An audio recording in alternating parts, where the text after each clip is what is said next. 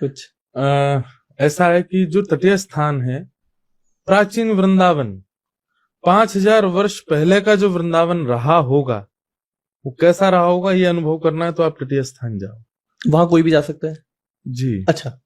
Electricity not allowed अंदर, और रात होती है तो दीपक जलते हैं। अच्छा। दूर दूर दीपक रखे रहते हैं, उनमें जितना प्रकाश में दिखता है वही दिखेगा आप। फ्लोरिंग नॉट अलाउड, ये टाइल्स वगैरह कुछ भी नहीं है। अच्छा।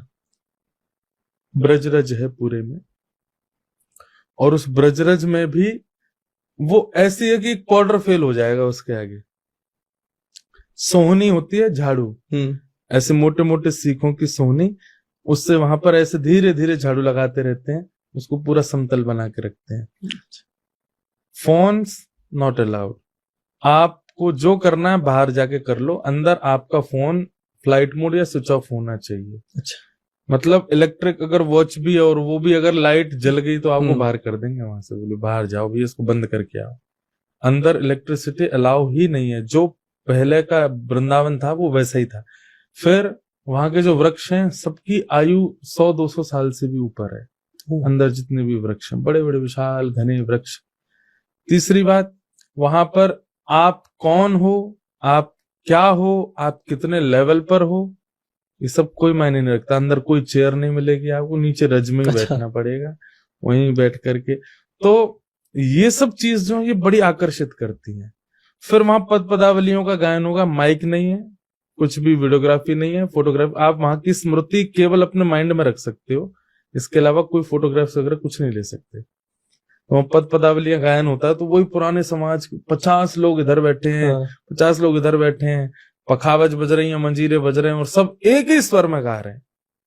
वो जो फीलिंग आती है ना उस समय, मतलब मैं बता नहीं सकता उसका। फिर दूसरा, वहां जो रज है, लाखों के इत्र रोज ऐसे फैला दिए जाते हैं उन रज में, और फिर उन रज को ऐसे मिक्स किया तो एक अलग सी सुगंधी आती रहती है वहां पर।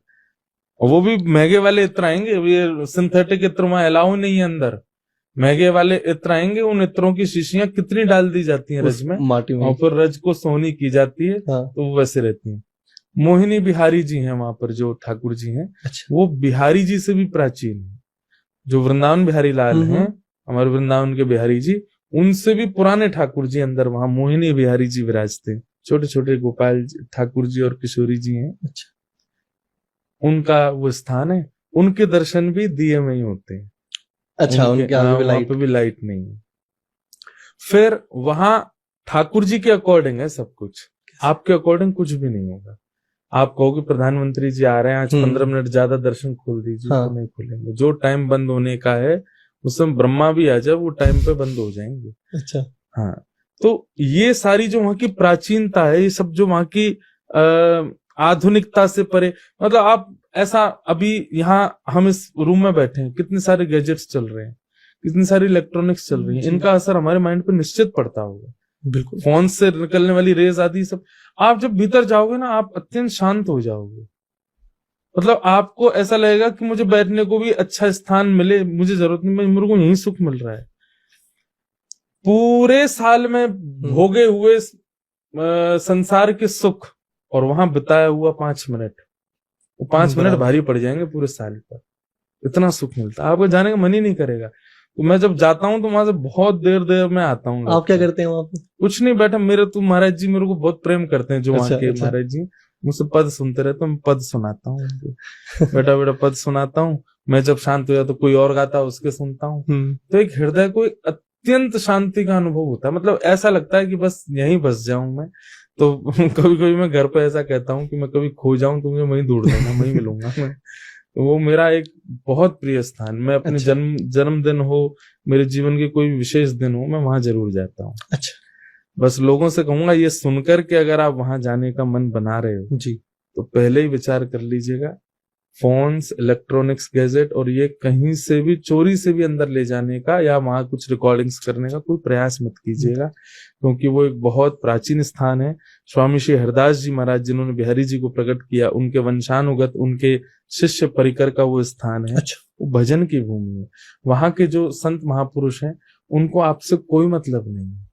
आप कुछ दो मत दो, आप वहां खाओ पियो, अच्छा सबको भोजन मिलेगा, जो अच्छा। भी जाए अंदर, अगर दोपहर में राजभोग के समय हाँ, गया तो हाँ, उसको हाँ। प्रसाद मिलेगा ही मिलेगा, भर पेट भोजन करके आओ भीतर, कोई दिक्कत नहीं।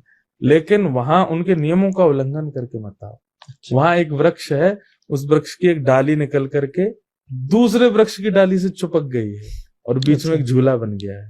झूला है वो प्रॉपर? हाँ, और वो दो अलग अलग वृक्ष हैं और उन दोनों की डाली ऐसे जुड़ करके वो मतलब ऐसे लग रहा है कि एक ही डाल है, वो है दोनों वृक्षों की अलग अलग, वो एक झूला बन गया। उस पर ऐसा कहते हैं क्षमा शाम लीला करते हैं।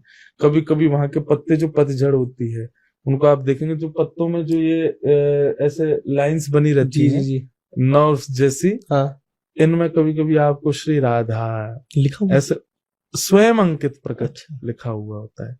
तो ऐसा वो स्थान है, अत्यंत प्रेम निमग्न रहने वालों का वो परम पावन स्थान है, तटीय स्थान।